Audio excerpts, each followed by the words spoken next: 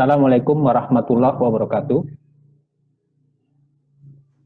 Asyhadu an la ilaha illallah wa asyhadu anna Muhammadar Rasulullah.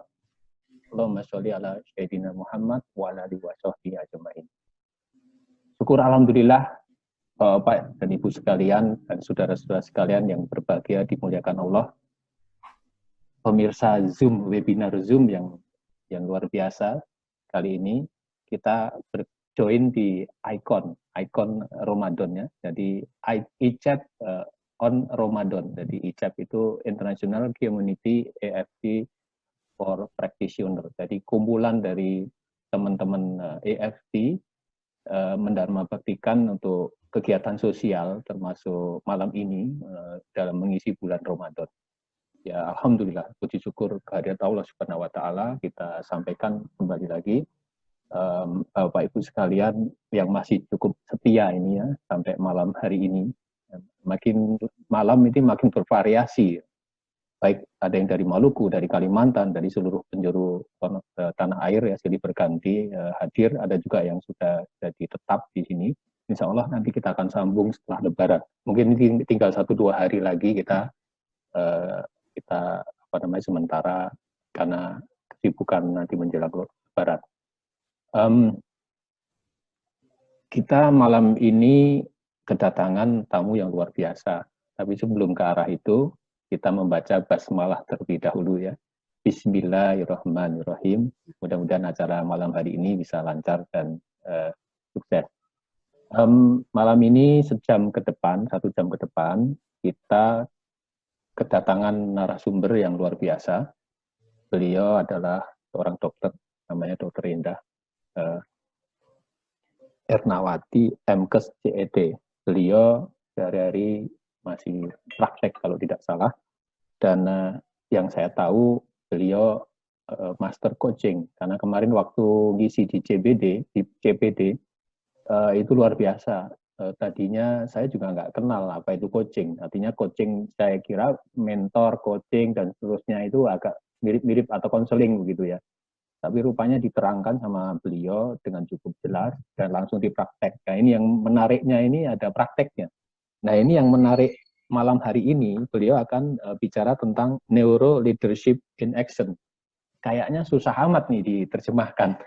Nanti beliau akan sebenarnya praktis, nanti ujung-ujungnya praktis banget gitu loh. Memang ya luar biasa beliau ini ngasih judul dan ini adalah salah satu solusi kepemimpinan, tapi bisa dipraktekkan untuk kehidupan sehari-hari. Nanti apa itu yang akan disampaikan beliau, kita teruskan, kita penasaran semuanya, jadi kita teruskan kepada Dr. Indah.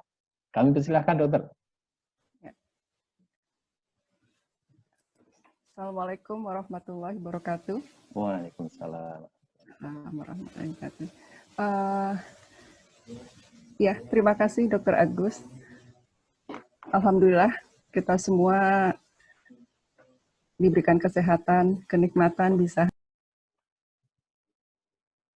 Sudah cukup panjang ya Pak Agus, sudah hampir 20 hari ya kita bersama-sama.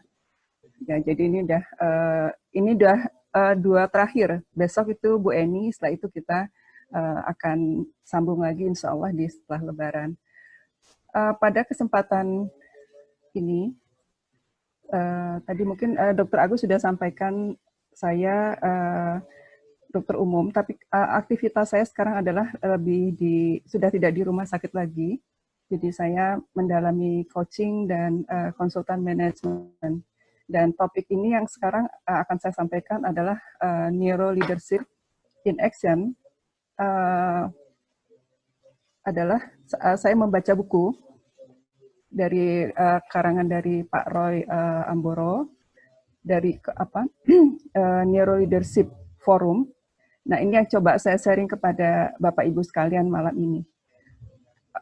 Saya akan coba berusaha mengambil selalu benang merah antara topik-topik yang sebelumnya dengan topik yang akan saya sampaikan. Insya Allah ada benang merahnya antara yang disampaikan oleh master kita Pak Edi Iskandar, kemudian Ustadz Oke juga seperti itu. Judulnya sangat scientific ya, karena Neuro Leadership in Action. Saya langsung aja ya, dokter, saya ini kan bahan presentasinya. Ya. Bisa dilihat ya?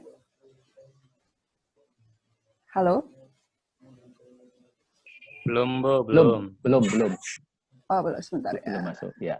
Belum masuk ya. Belum masuk, Bu. ya. Di share screen-nya yang di ujung tuh. Ya, udah saya share screen.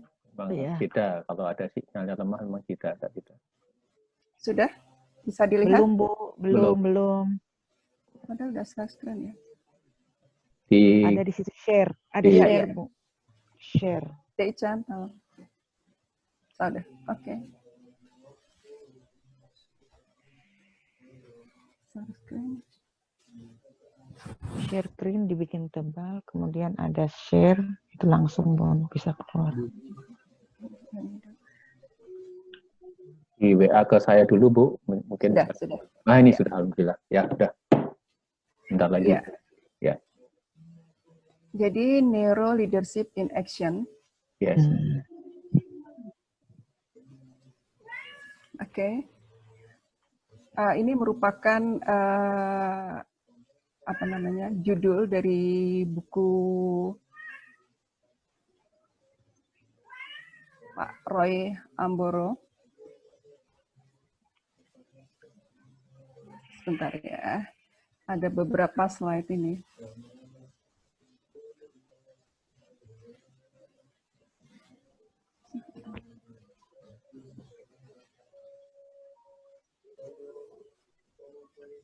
Ya. Jadi ini saya mengambil buku dari Pak Roy T. Amboro. Jadi Neuro Leadership in Action. Ini buku yang ini.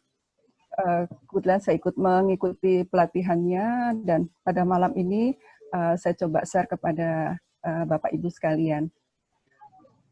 Neuro Leadership Forum ini punya misi. Jadi mereka adalah memunculkan kepemimpinan Indonesia unggul yang modern, cerdas, waskita, berbasis kinerja otak sehat. Jadi bagaimana forum ini adalah memunculkan pemimpin-pemimpin yang berbasiskan otak sehat. Ini gambaran untuk Neuro Leadership advisor-nya. Ada Pak Tanri Abeng, ya, kemudian beberapa orang-orang yang cukup terkenal, Pak Tauhid Nur Azhar, Dr. Tauhid, kemudian ini untuk board eksekutifnya Prof. Taruna Ikrar, dan ada Pak Roy T. Amboro. Buku beliau inilah yang coba saya sampaikan pada malam ini. Okay.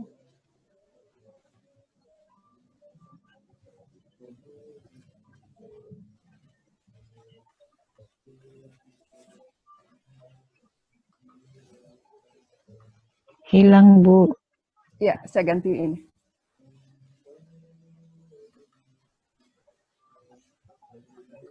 Sebentar.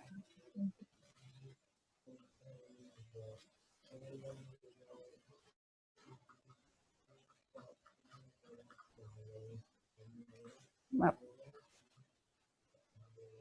Oke.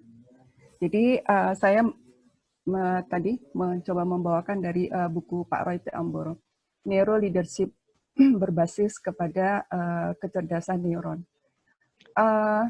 Topik diskusi kita pada malam ini adalah, pertama, apa itu Neuro Leadership? Mengapa Neuro Leadership itu penting? Kemudian ketiga adalah the discipline of Neuro Leadership in Action. Tujuannya adalah untuk memperkuat kapasitas kepemimpinan kita dengan basis kinerja otak sehat. Leadership with healthy brain. Nah, perlu saya tegaskan di sini, kepemimpinan itu tidak berarti bahwa hanya para pejabat, hanya di sini melekat kepada jabatan atau struktural. Tidak. Kepemimpinan di sini yang dimaksud adalah kepemimpinan kepada semua orang, siapapun itu.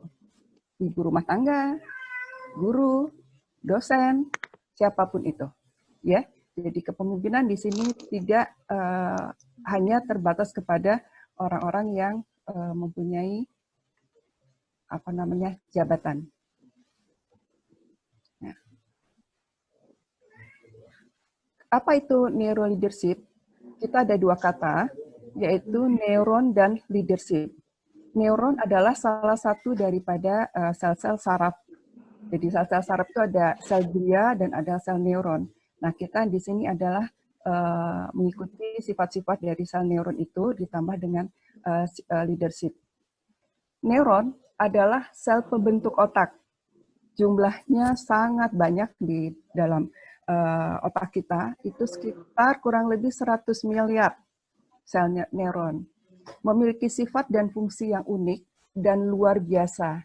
Dan yang paling menonjol yang akan kita ini adalah kemampuan sel neuron untuk melakukan sinaptik dan melakukan plasticity dan melakukan genesis.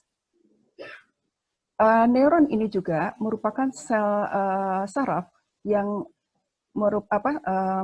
mempunyai kemampuan sebagai pabrikasi perilaku dan tindakan kita. Ini yang menarik, ya. Nah, kemudian kalau kita lihat leadership, garis besarnya adalah ability to make positive change. Jadi kemampuan untuk membuat perubahan yang positif. Kenapa positif? Ya, jadi apa positifnya? Kenapa harus positif? Di sini adalah positif dan happiness yang merupakan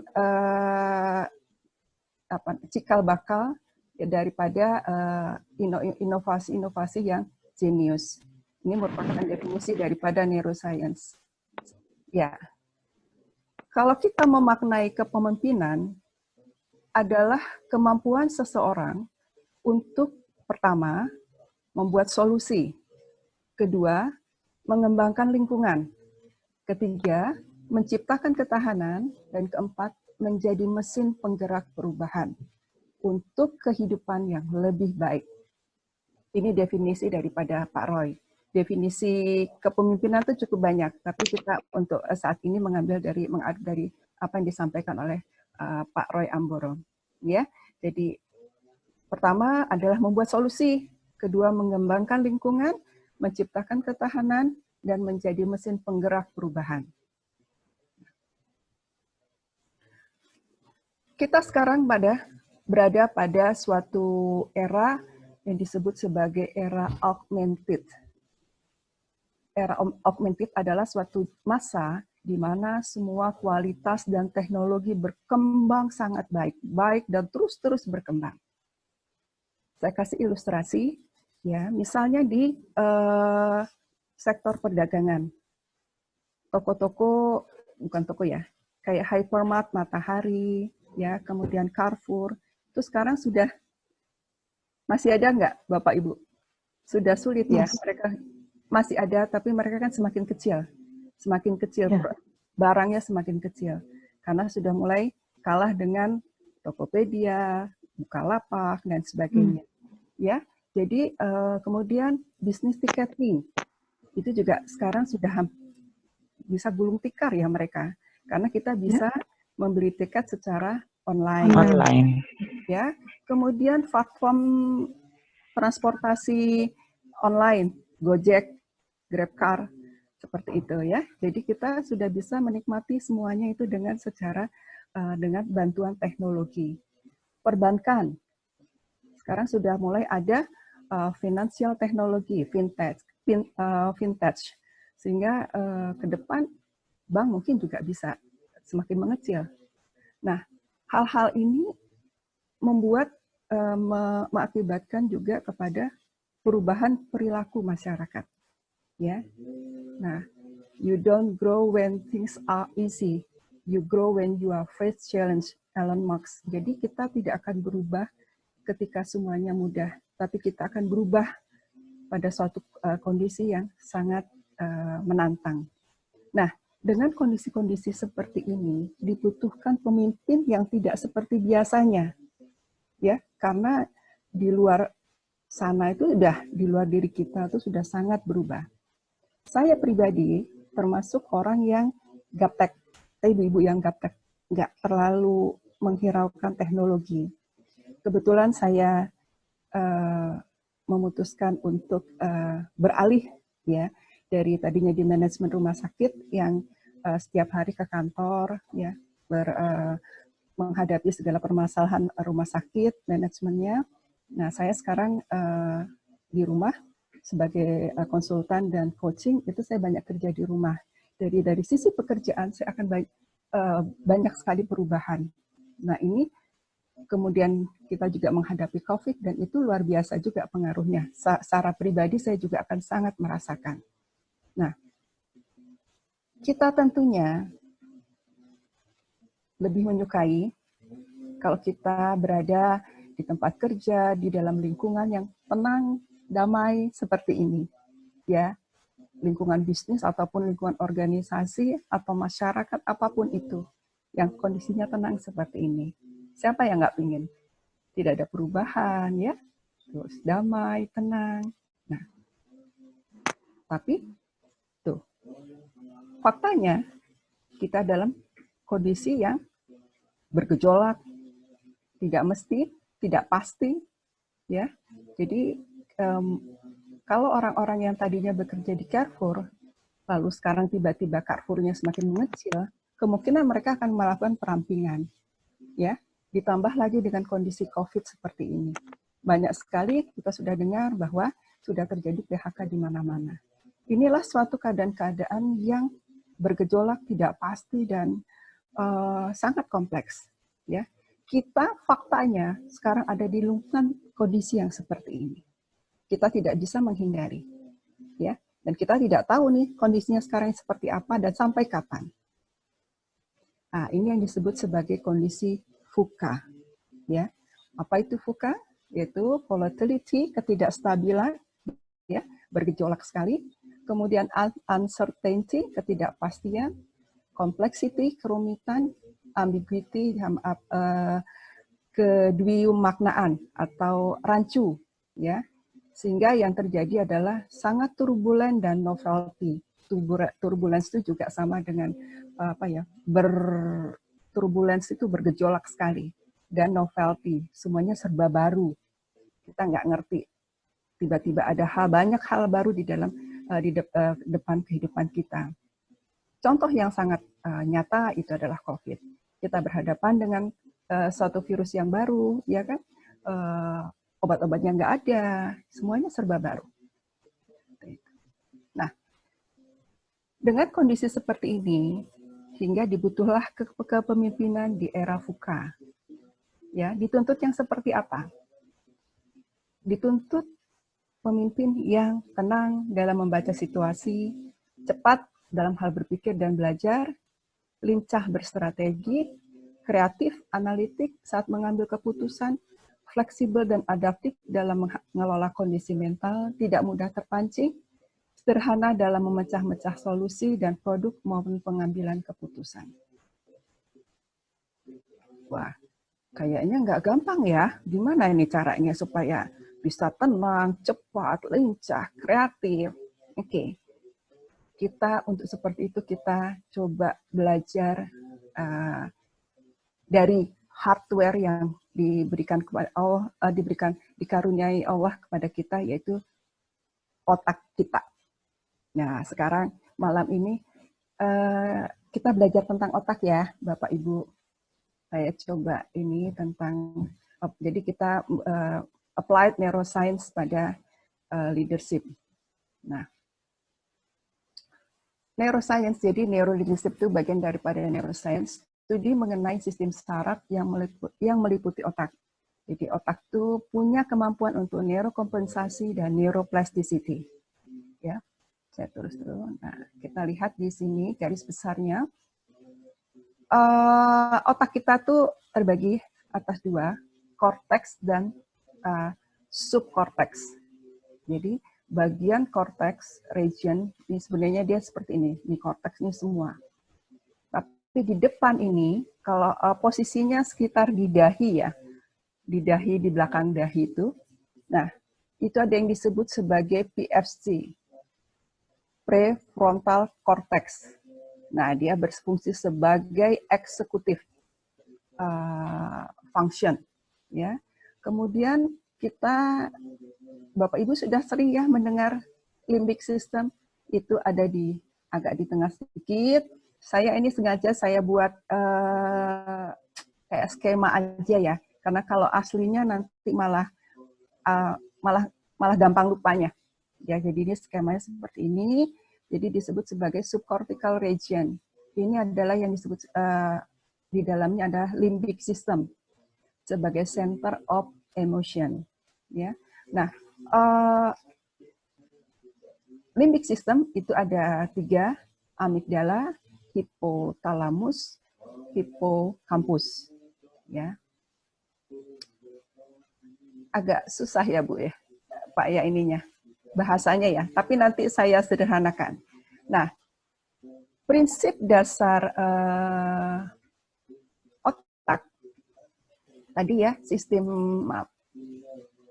nah, sistem korteks ini adalah yang dia terkenalnya sebagai cool system. Jadi korteks ini adalah, kalau ini tadi khusus untuk PFC, ya, PFC ini dia sebagai eksekutif function. Maaf ini salah ketik ya. Dirijennya nanti di sini nih PFC, ya. Nah, fungsinya menganalisa, merencanakan, dan memutuskan. Fungsinya seperti itu. Dan dia disebut sebagai kemudian korteks secara keseluruhan ini disebut sebagai cool system. Sedangkan subkorteks limbic system tadi yang ada hipotalamus, amigdala, hippocampus itu disebut juga sebagai hot system atau primitif ya. Disinilah pusat emosi. Oke. Nah, prinsip dasar otak limbik, kita mulai dari limbik. Limbik itu sifatnya melabel situasi apakah ancaman atau imbalan. Ya, secara alamiah ancaman lebih kuat daripada imbalan. Secara kualitas kinerja, otak imbalan lebih baik daripada ancaman. Maksudnya begini. Saya ambil ilustrasi, ya. Ada sales manager di sebuah perusahaan, namanya Pak Ferdi. Pak Ferdi ini ditelepon, ya, ditelepon oleh direktur, salah satu direktur operasionalnya, bilang, Pak Ferdi, Anda tahu kinerja Anda, penjualan Anda hanya tercapai 60% pada saat ini. Jadi Anda hanya mencapai target 60%. Saya minta Anda, saya tidak tahu. Jadi mana? Halo, saya tidak tahu bagaimana caranya Anda bisa meningkatkan penjualan. Kalau Anda nggak bisa, ini akan mempengaruhi keberadaan Anda di perusahaan ini. Wah, teleponnya cukup keras ya.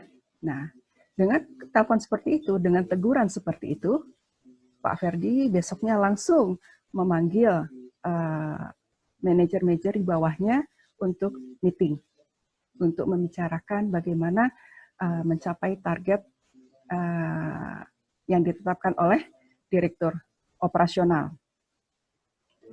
Kita lihat bahwa kata-kata yang disampaikan oleh direktur operasional itu ditangkap oleh Pak Ferdi itu sebagai teguran yang sangat keras. Sehingga dia panik. Ya, cukup panik. Dan ketika rapat dengan timnya, dia sudah dalam keadaan kondisi yang tidak tenang. Suara saya bisa didengar? Halo? Halo? Bisa Bu, jelas Bisa Bu, bisa jelas Bu. Baik. Boleh, Ya. boleh. Lanjut, Karena lanjut. Baik, ya. Ketika dia rapat, sudah dalam keadaan panik, emosional, membentak sana, membentak sini, akibatnya apa?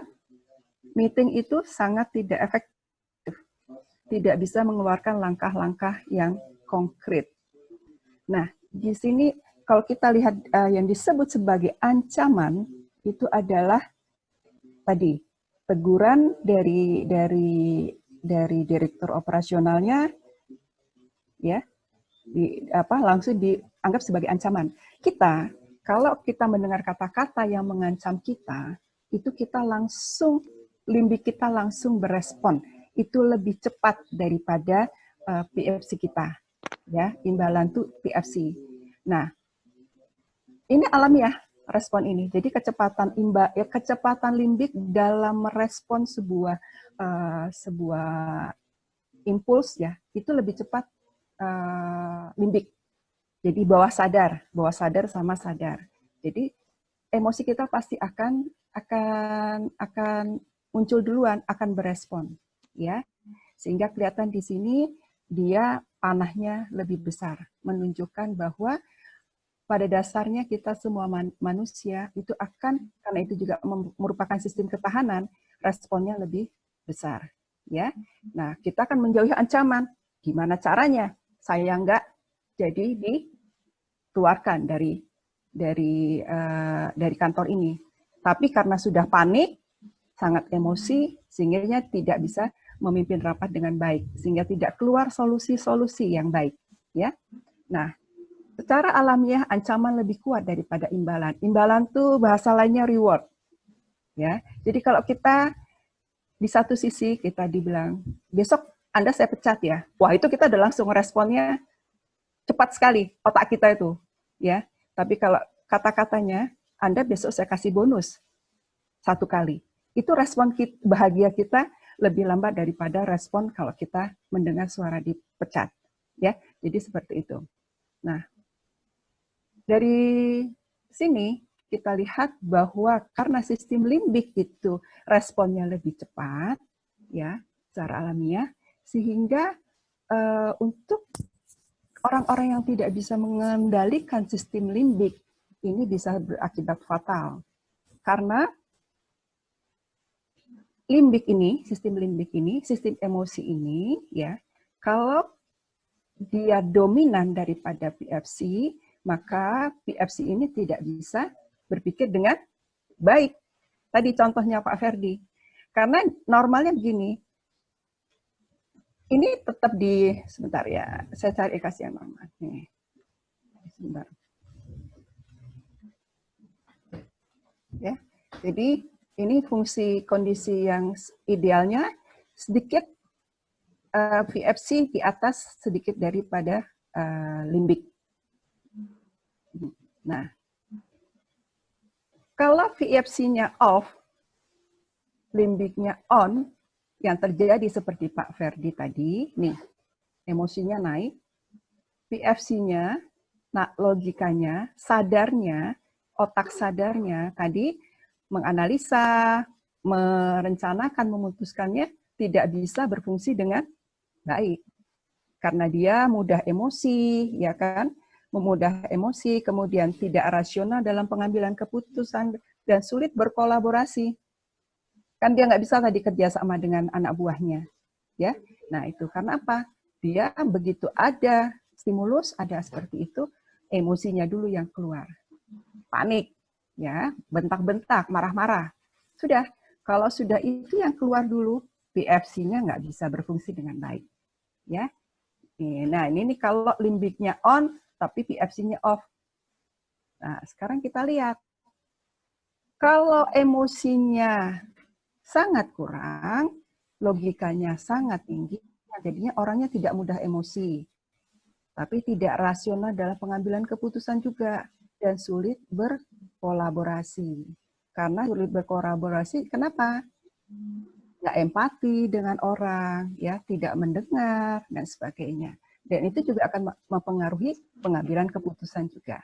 Jadi, kalau emosinya terlalu tinggi atau emosinya terlalu rendah, itu juga tidak baik. Jadi fungsi logik, fungsi nalar, fungsi sadar kita tidak berfungsi dengan baik. Oke. Nah, inilah yang ideal. Ideal itu yang disebut sebagai limbik cerdas. Jadi, ya, perasaan emosinya sedikit di bawah logik nalar. perasaan emosi ini.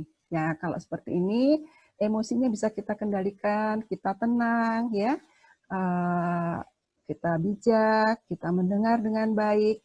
Ini akan memperluas persepsi kita, kognitif kita juga optimal, kreativitas juga muncul, kolaborasi juga membaik. Ya, semua ini adalah perpaduan antara limbik yang cerdas sama logik yang cerdas. Oke. Nah, kalau kebetulan kita praktisi EFT, ya, kita praktisi EFT.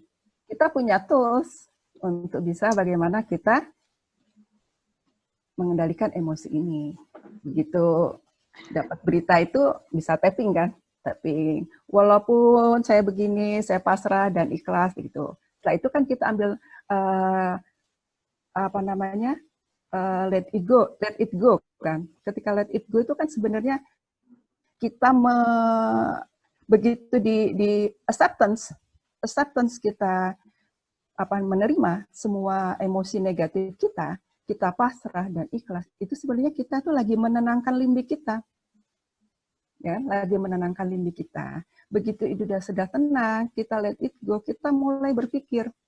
Kita mulai berpikir apa yang langkah hikmah positif apa yang bisa kita lakukan. Nah, di situ sebenarnya fungsi logik, fungsi sadar kita sudah berperan di situ. Jadi kalau bisa EFT sudah sangat membantu.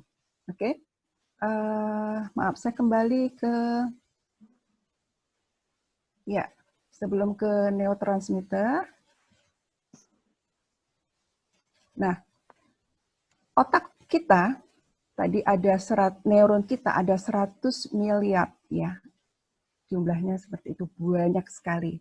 Nah, tadi kita lihat bahwa neuron ini mempunyai kemampuan untuk kompensasi dan plasticity. Ada lagi juga neurogenesis. Kita coba diskusi dulu untuk neuroplasticity. Neuroplasticity ya adalah suatu sebelumnya ini namanya sel neuron yang jumlahnya 100 miliar. Ini neuron ya. Nah, ini neuron lagi yang jumlahnya tadi 100 miliar. Bayangkan banyak sekali. Nah, antara satu neuron dengan neuron yang lain itu terjadi hubungan. Nah, hubungannya ini sebenarnya tidak lengket-lengket amat, cuma dia mendekat. Inilah yang disebut sebagai sinaps. Ya, ini yang disebut sebagai sinaps. Nah, sel neuron ini berfungsi sebagai apa? Sel neuron ini berfungsi untuk menerima, memproses, dan mentransfer informasi. Ya, sel neuron di dalam ini berfungsi untuk menerima, memproses, dan mentransfer informasi. Ya. Nah, sinaps ini, ya, ini berfungsi menimbulkan insight.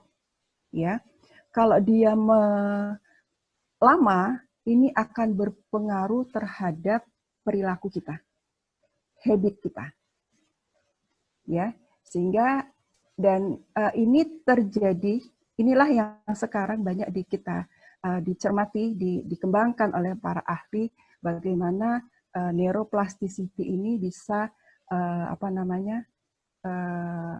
semakin berkembang, semakin banyak, semakin tumbuh di dalam sel-sel neuron kita. Karena apa? Karena neuroplasticity ini akan berpengaruh terhadap habit kita, terhadap tingkah laku kita. Semakin banyak neuroplasticity yang terjadi, yang tersambung dengan baik, maka perilaku kita juga akan semakin berkembang. Kecerdasan kita juga akan semakin berkembang. Menarik ya, Bapak Ibu sekalian. Jadi sekarang ini gimana dong caranya supaya neuroplasticity di dalam otak kita ini bisa semakin bertambah, dan semakin bertambah.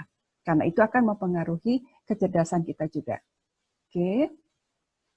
Nah, tadi di sinaps itu juga akan mengeluarkan neurotransmitter. Bapak pernah dengar kortisol, ya, kemudian dopamin, itu ya, seperti itu namanya itu neurotransmitter. Nah, tadi neurotransmitter itu juga akan dihasilkan oleh bagian otak yang disebut hipotalamus. Di bagian limbik tadi itu ada yang namanya hipotalamus, ya, menghasilkan hormon yang mempengaruhi suasana hati. Seperti dopamin itu berhubungan dengan kesenangan, motivasi, keunggulan, prioritas, ya. Kortisol itu hormon stres, hormon yang menyebabkan tingginya stres, ya. Ini akan menurunkan kinerja dan daya ingat, ya, dan oksitosin itu berhubungan dengan persaudaraan dan kasih sayang. Nah, ini sehingga kita selalu bilang bahwa bagaimana caranya kita meningkatkan dopamin, oksitosin, ya, serotonin itu juga baik, tapi kita coba menghindari kortisol yang meningkat. Nah, ini maaf. Jadi bagaimana sekarang hormon-hormon ini mempengaruhi tubuh kita.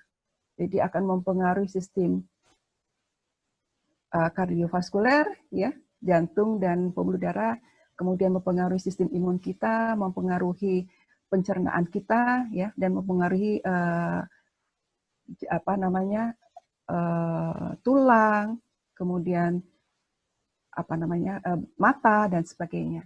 Untuk jantung, ini pada umumnya adalah meningkatkan, kalau kita stres, pasti Bapak Ibu juga suka dengar ya, kalau kita stres itu ya tekanan darahnya naik, heart rate-nya naik, ya, kemudian gula darah juga bisa naik, ya, blood fatty acid juga bisa naik, ya, lemak darah juga bisa naik.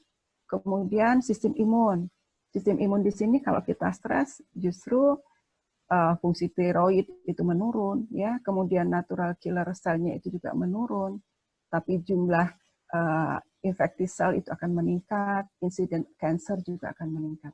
Jadi garis besarnya respon tubuh kita seperti ini terhadap stres. Okay. Nah, sehingga kembali lagi ke VUCA. Bagaimana kita menghadapi era VUCA ini? Seperti apa? Dibutuhkan pemimpin yang seperti apa? Sekali lagi, pemimpin adalah pemimpin individu maupun pejabat, ya. Jadi, dari buku Pak Roy, yang dibutuhkan adalah satu, pemimpin yang mampu mentransformasi emosi. Ya, mentransformasi emosi, ya tadi emosi negatifnya harus bisa ditransformasi menjadi emosi yang positif. Ya, kemudian membangun tim serta memimpin inovasi. Inilah yang dibutuhkan untuk menghadapi era VUCA ini. Ya. Nah, untuk bagaimana kita mentransformasi emosi, kebetulan kita mayoritas adalah praktisi EFT. Kita sebenarnya bisa langsung dengan cara EFT. Tapi kalau di Pak Roy ini, beliau ada tekniknya yang disebut sebagai labeling, repressing, sama visioning. Jadi pertama, kalau ada emosi atau kejadian yang tidak diinginkan, pertama adalah dilabel dulu. Ya, dilabel. Kalau di kita tuh acceptance. Jadi tadi Pak Freddy tadi ya.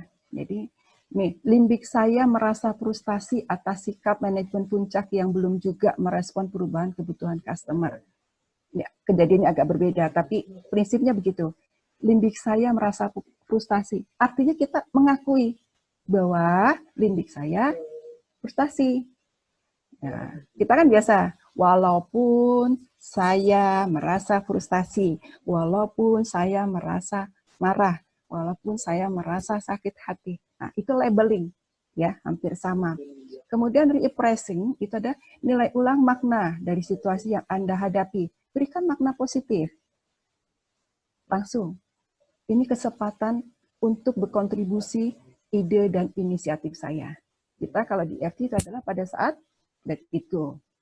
Ya, jadi saya memilih mencari kesempatan untuk berkontribusi ide dan inisiatif. Hampir sama ya, gitu. Kemudian visioning, membayangkan hasil positif yang akan kita peroleh. Itu kita juga pada tahap let it go itu.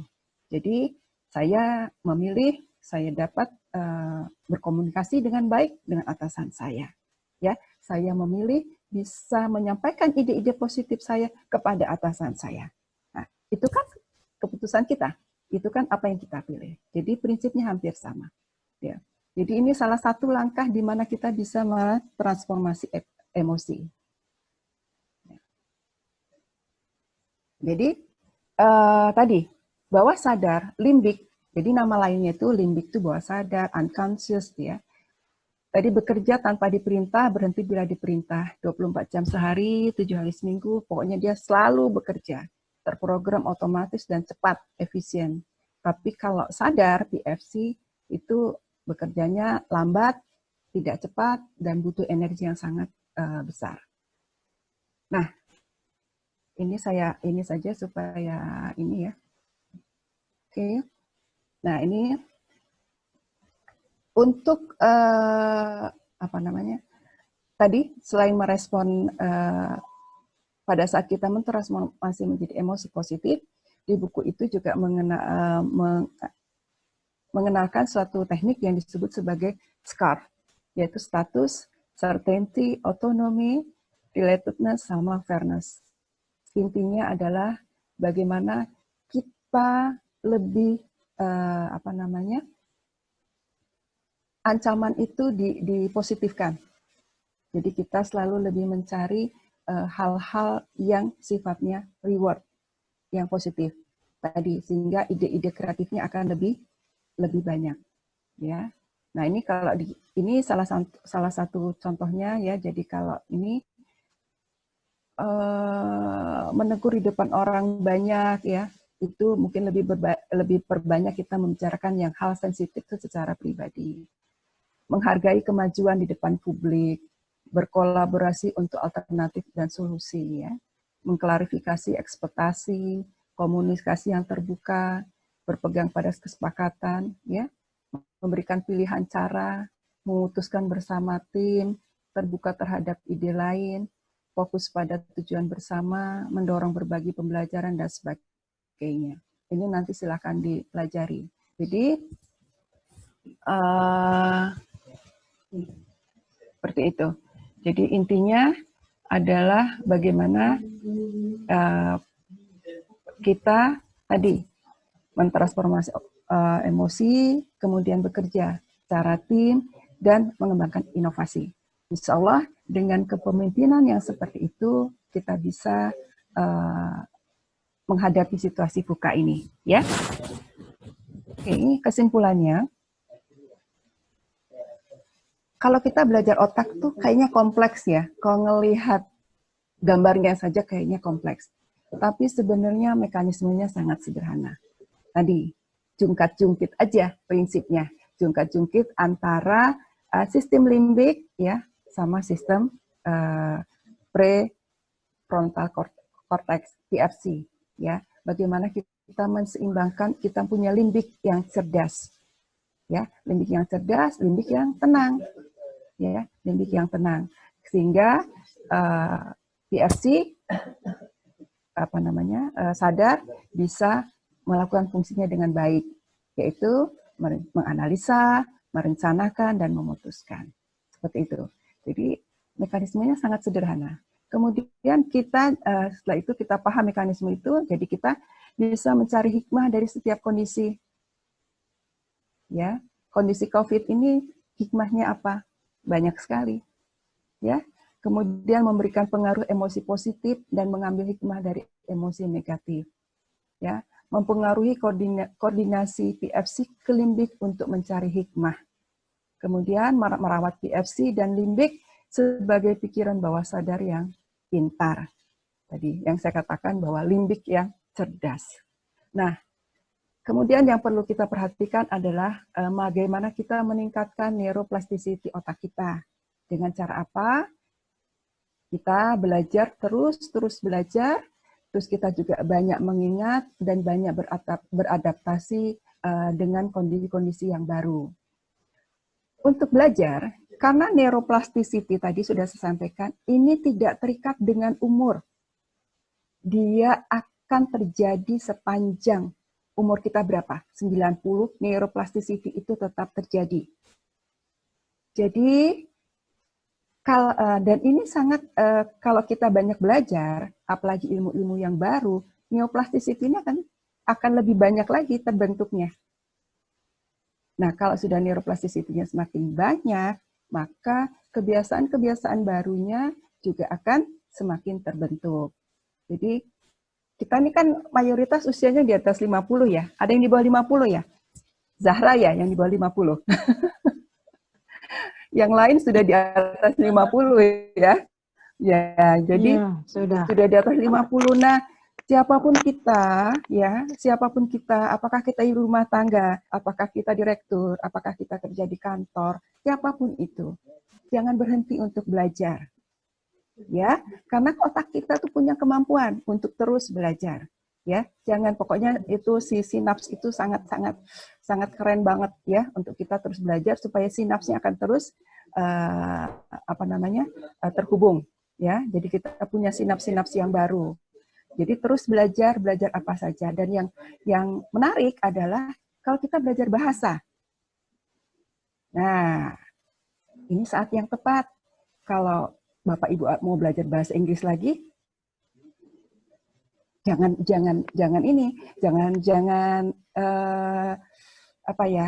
pokoknya percaya diri. Nah, kemudian apalagi kita ini di bulan Ramadan untuk yang beragama Muslim, ya, kita saatnya kita mempelajari Al-Qur'an dengan lebih baik. Karena itu bahasa Arab. Kalau yang belum belajar bahasa Arab, belajar bahasa Arab. Sulit, jangan bilang sulit dulu. Mulai dulu. Rumusnya Pak Edi, 3 menit, ya kan? 3 menit bahasa Arab, 3 menit baca arti Al-Quran juga tidak hanya membaca, sebaiknya dengan artinya, dengan tafsirnya, ya, tadabur. Itu sangat, selain dari segi amal ibadahnya itu juga lebih, tapi itu juga sangat berpengaruh kepada sistem otak kita. Neuroplasticity, ya. Dan mengingat, kita menghafal,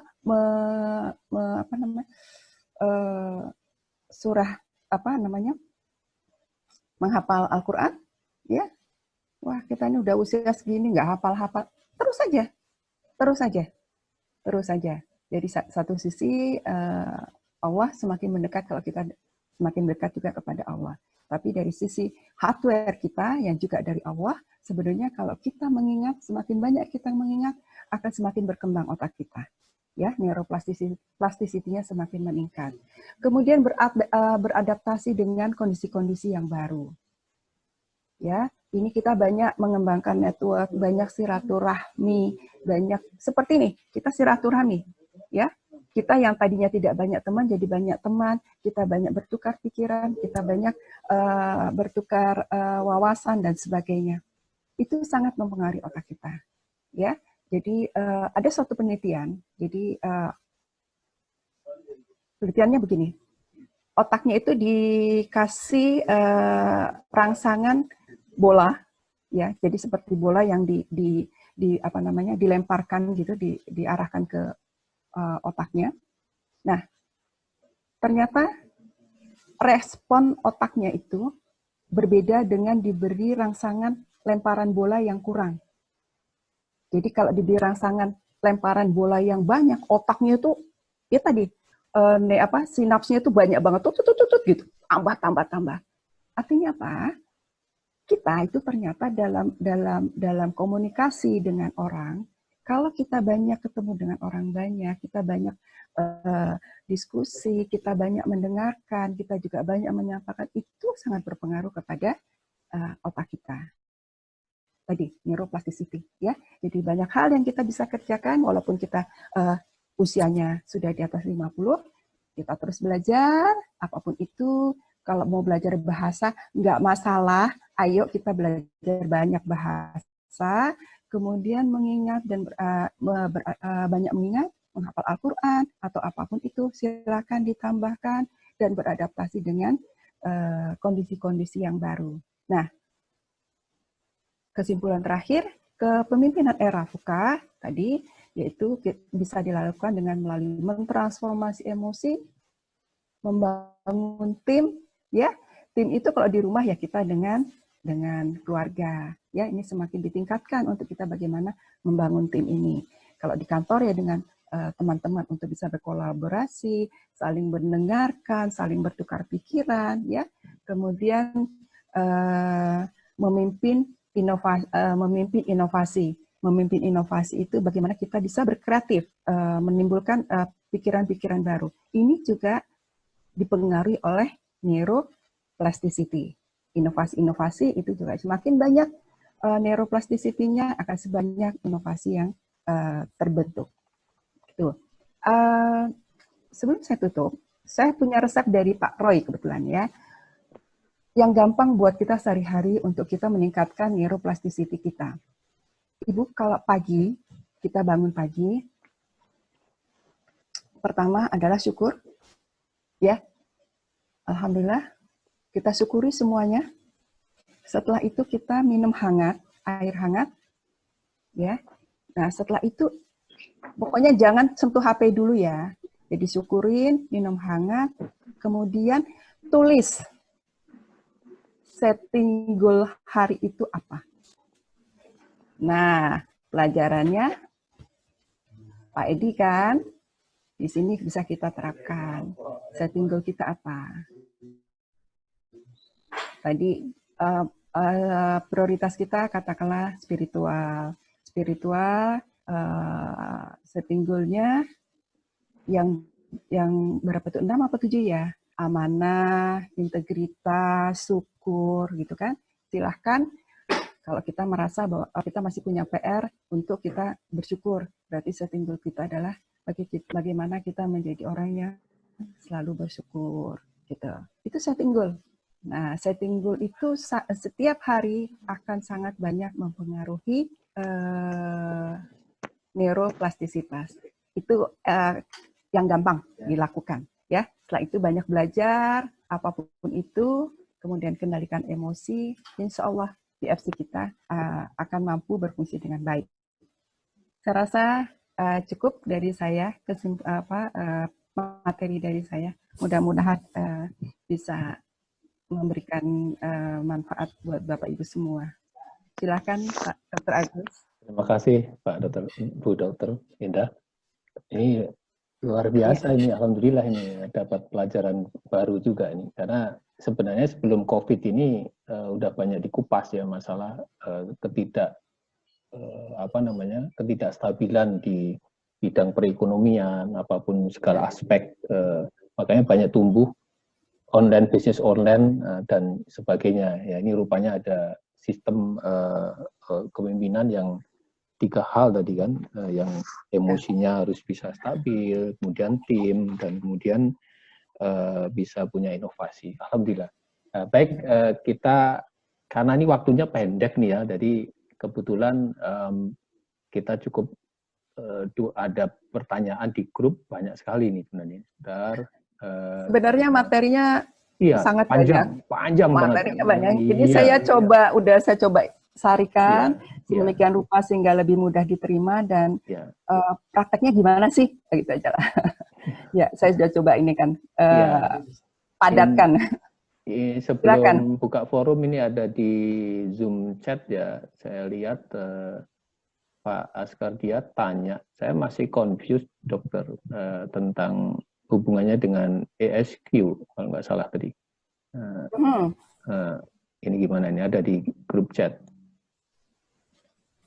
materinya. Apakah hubungan tadi mana ya tadi? Sebentar. Nah ini materi yang saling barangkali mohon pencerahannya hubungan neuro leadership dengan ESQ maksudnya atau EFT mungkin maksudnya. Coba. ESQ atau EFT? Coba Pak Askar dia bisa tampil gitu ya. Silakan. Izin. Assalamualaikum warahmatullahi wabarakatuh. Waalaikumsalam warahmatullahi wabarakatuh. Semula saya hanya melihat hanya coba mencari pencerahan tentang korelasi antara neuro leadership dengan ESQ. Namun Dokter Yana kalau nggak salah menambahkan ESQ atau EFT. Saya gabung dua-duanya aja deh sekalian jadi bertiga. Gimana sih hubungannya gitu?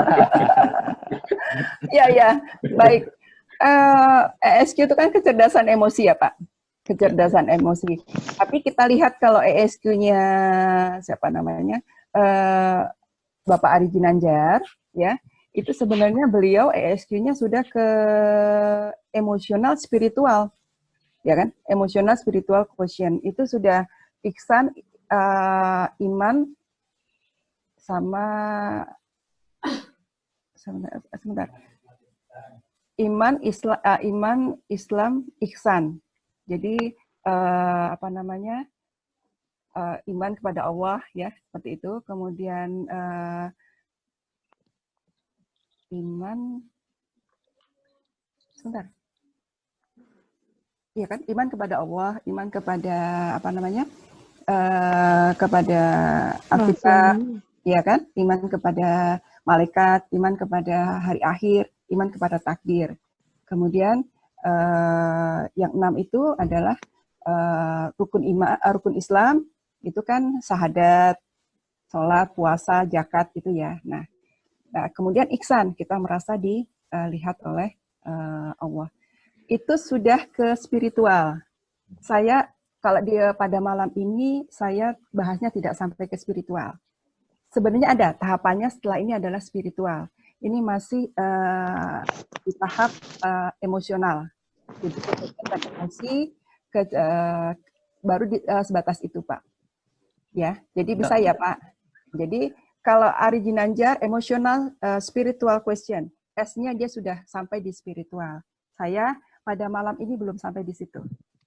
Tapi sebenarnya berlanjut akan sampai ke sana.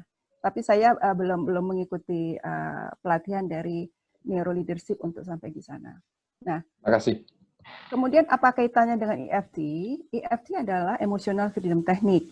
Itu bagaimana kita bisa merilis emosi-emosi negatif kita, mental block kita, dan sebagainya. Itu adalah berfungsi untuk bagaimana mencerdaskan limbik kita.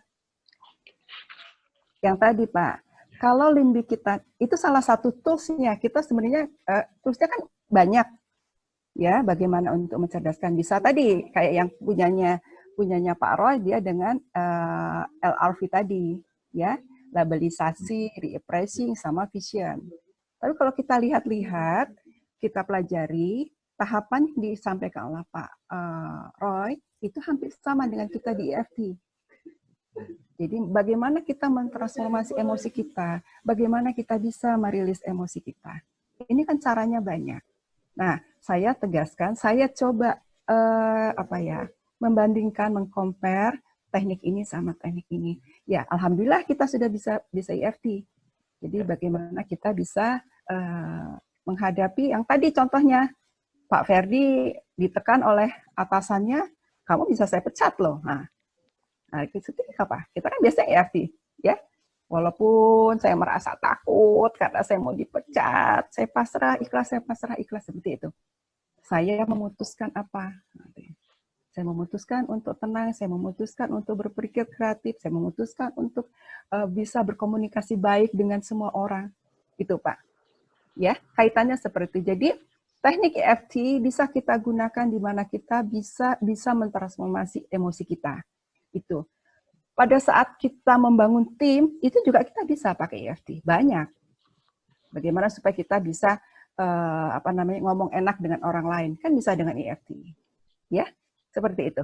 Jadi itu teknik-teknik kita. Hanya di sini garis besarnya supaya kita mampu menjadi menghadapi VUCA, Pak Roy ngasih suatu ini adalah tadi mentransformasi emosi, membentuk tim, sama membangun inovasi. Gitu Pak. Terima kasih Dokter. Sama-sama. Terima kasih Bu Dokter. Ini masalah waktu ini banyak, makin malam makin panas nih, banyak sekali nih pertanyaan. Awalnya pelan-pelan ini, waduh ini ya, perlu nambah nanti waktu lagi nih. Kalau spiritual lebih menarik lagi tambah. Ini ya ini 21 ya, masih ada kita 9 menit tambahan aja ya Dok. Jadi tolong untuk di ini apa namanya screen apa namanya slide-nya dikeluarkan dulu, Dok. Minta tolong. Ya. Dokter Indah, dikeluarin ininya apa ya slide-nya dikeluarkan di anu dulu di apa namanya? Ini nggak kelihatan? Enggak, maksudnya di ini dihilangin dulu karena kita dialog forum sekarang. Oh, gitu. baik, Ya, baik, baik. supaya bisa kelihatan ya. Ketutup ya. Keluar dulu, di stop dulu. Di stop screen. Oke. Ini ada pertanyaan di webinar Icon Ramadan ya di WA ya, grup WA Bu Ana Mudi. Aplikasi neuro leadership ke tim bagaimana? Dia terus yang kedua, bisa nggak sih pengertian neuro leadership ini dengan hasrat selalu mau belajar? Karena dari tadi saya dengar dan coba search di Google masih bingung dengan materi ini gitu. Singkat aja, Dok. Pertanyaannya gimana, Pak? Jadi aplikasi neuro leadership ke tim bagaimana? Terus yang kedua, bisa nggak sih pengertian neuro leadership ini dengan hasrat selalu mau belajar? Karena Bu Ana tadi dia search ke Google, dia masih bingung dengan materi ini. Mungkin karena masih hal baru begitu ya. Ya, singkat aja. Halo? Oh, malah ditutup. Tolong dibuka, dokter, malah ditutup ininya, suaranya. Dokter? Iya. Ya. Slide-nya di stop saja, slide-nya. Bisa? Slide-nya di stop, jadi supaya keluar. Ya, alhamdulillah. Ya. Oke. Bagaimana ini digunakan dalam tim? Yes. Ya. Digunakan dalam tim tadi ilustrasi saya pada Pak Ferdi. Ya kan? Pak Ferdi itu mendapat telepon dari atasannya bagaimana dia ditekan untuk mencapai target meningkatkan produktivitasnya. Dia rapat dengan timnya, kemudian tapi karena dia merasa panik dan sebagainya, pada saat komunikasi dengan timnya, dia udah nggak bisa mengendalikan emosi.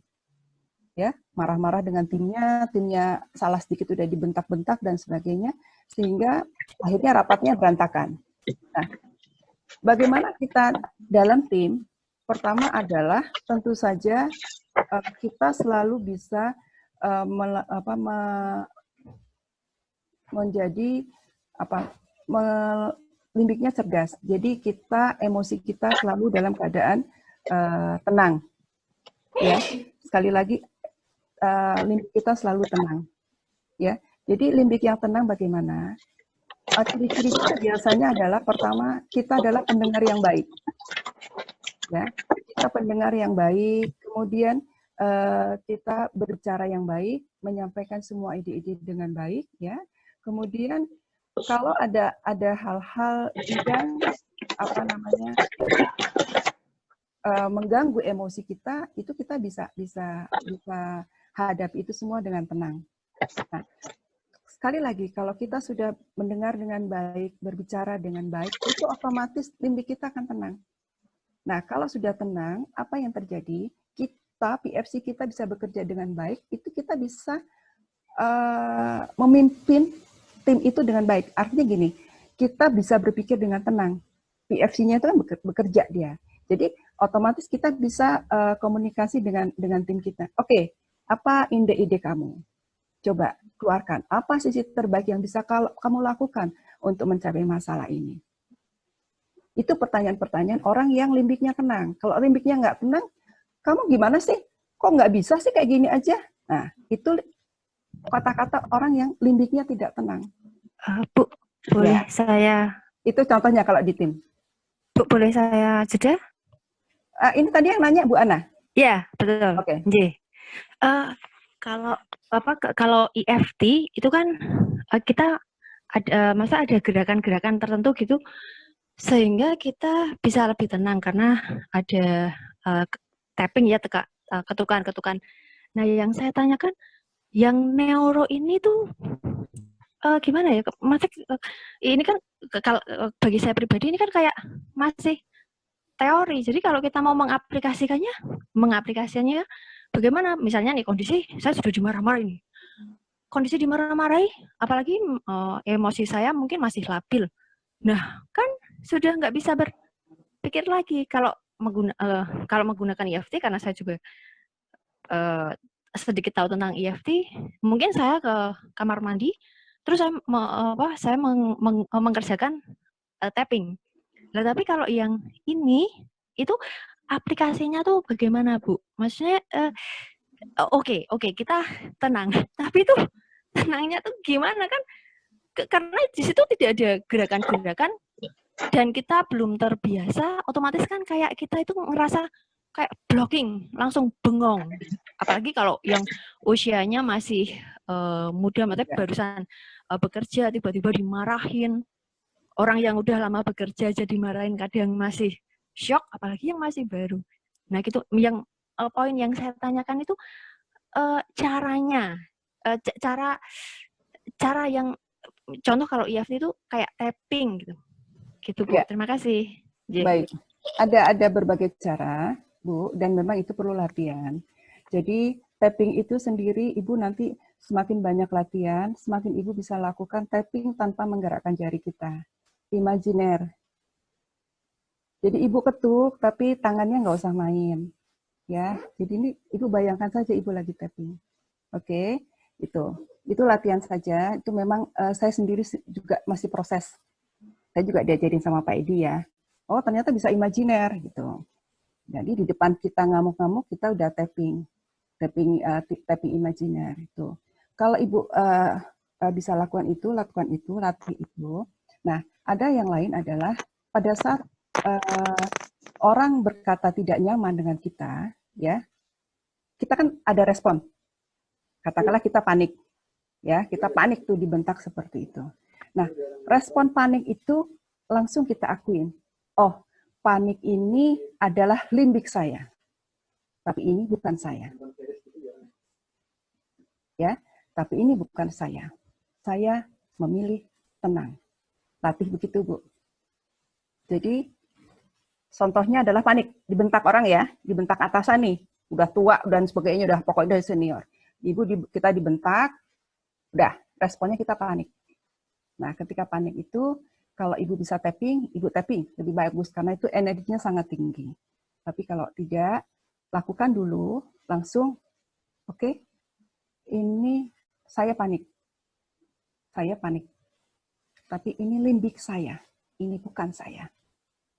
Ya, saya memilih untuk tenang. Tarik nafas pelan, seperti itu. Sama dikombinasi dengan tapping. Oke, Ibu, latihan. Ya, ini tidak mudah dan ini akan terjadi sepanjang hidup kita. Tapi mungkin itu saya ada resep, nanti kalau ada resep yang lain kita coba diskusi sama Pak Edi ya. Tapi saya berusaha melakukan itu selama saya di rumah sakit, saya ngadapin dokter-dokter yang senior, yang lebih ahli dari saya. Kalau sudah ngomong, sudah Endah, kamu lakukan sendiri aja. Kamu periksa aja pasien, kamu aja yang jadi ahlinya. Mau ngomong apa saya? Tapi sama, dimanapun kita bekerja akan kita menghadapi orang-orang yang sulit, akan menghadapi atasan seperti itu. Dicoba ya Bu. Pertama adalah tapping imajiner, kemudian tadi kata-kata seperti itu. Ini panik, ini adalah limbik saya. Ini bukan saya. Ya, saya memilih untuk tenang. Setelah itu tapping. Selamat mencoba ya Bu Ana. Baik. Kayaknya layak dikasih buku nih Bu Ana ya, Bu. Jadi Bu Ana penasaran terus ya dikasih buku nanti supaya belajar ya dengan kita sampai level atas memang ada namanya teknik tapping yang imajiner. Bahkan kita tanpa tapping nanti di level 3 karena udah level spiritualnya kita diajarin di sana. Iya. Namanya ikolbu gitu loh. Nanti ya, penjelasannya apa? Ikut pelatihannya Bu, mulai dari basic dulu sampai berjenjang-jenjang. Ya, itu perlu waktu Bu. Ya, saya lupa tuh ikolbu. Iya, namanya ikolbu. Ya, saya kemarin ikut soalnya refresh ya. Nggak perlu tapping ya Pak ya? Ya, nggak perlu tapping. Kita duduk aja manis, sudah kita bicara sama hati nurani gitu ya. Oke, itu nanti kalau udah level 3 Bu, baru dipelajari. Level basic yang awal-awal saja kita lakukan tapping. Mungkin satu udah dapat buku nih Bu Ana ya, Smart Worker. Nanti dipilih ini Bu Endah karena waktunya udah nggak cukup lagi nih, waktunya udah mepet. Ada di grup chat itu ada 3 penanya lagi. Silahkan dipilih. Nanti selebihnya bisa dijawab pakai WA saja karena masalah waktu nih makin sudah 21.31 nih. Silahkan Bu Endah untuk milih yang Silakan menerima aja buku. dipilih aja Pak Dr. Saya Agus. pilih. Ini kalau dari urutannya Pak Sadek nih. Nah, Pak Sadek ya. Nanti yang selanjutnya atau mau diterusin, mau dijawab ini bisa panjang ceritanya nih. Ini yang Pak Sadek. Assalamualaikum. Ini tadi ada yang sudah kejawab? Maaf confuse saya dokter, mohon pencerahannya. Ini Pak Askardia. Bapak yang confuse apanya ya? Udah. Ini yang Pak Sadek. Ini Assalamualaikum. Bagaimana hubungan neuroplasticity dengan gelombang otak gitu loh. Tadi udah dijelaskan kayaknya saya. Udah ada penjelasan, Bu Endah? Ya, neuroplasticity. Ini hal yang gini, neuroplasticity dia di chemical sama di sarafnya. Kalau gelombang otak kan di aliran energinya. Ya, oke. Berbeda ya. Jadi kalau kita bayangkan kabel satu sama kabel yang lain itu ketemu. Nah, di antara ketemuannya itu disebut sebagai sinaps. Di sinapsnya itu ada neurotransmitter. Ada tadi seperti kortisol dan dopamin itu kimiawi prosesnya, zat ya, di samping dengan tadi ada kabel-kabel itu. Tapi kalau gelombang itu energi, itu hal yang berbeda lagi ya. Kemudian senam otak yang bisa dilakukan pelatihan ini, memang ada senam-senam otak untuk bagaimana kita bisa melatih otak-otak kita, ya itu juga banyak. Nanti kita coba searching aja di YouTube juga banyak ya Bu Rika. Ya. Kemudian mencerdaskan limbik, apa kita bisa menuntaskan mental block kita? Cara menuntaskan mental block. Nah, Pak, kalau menuntaskan mental block, nanti ada pelajaran sama Pak Edi, ya. Tapi justru dengan kita menuntaskan mental block ini, itu salah satu cara kita bagaimana kita bisa mencerdaskan limbik kita. Ya, betul tadi menuntaskan mental block, betul Pak. Kemudian makin semangat, Udah ada lagi pertanyaan dari 3 penanya ini. Ya. Yang mau dipilih dapat buku siapa nih Bu? Pertanyaannya yang bagus itu. Tadi Bu Ana sudah ya. Bu Ana sudah, bukunya cuma 2 soalnya ini. Judulnya Smart Worker ya. Pak Askardia deh, Pak Askardia. Kemarin tadi sudah dapat Bu. Kemarin sudah dapat Bu. Jangan double-double. Pak Nur Hasim. Siapa?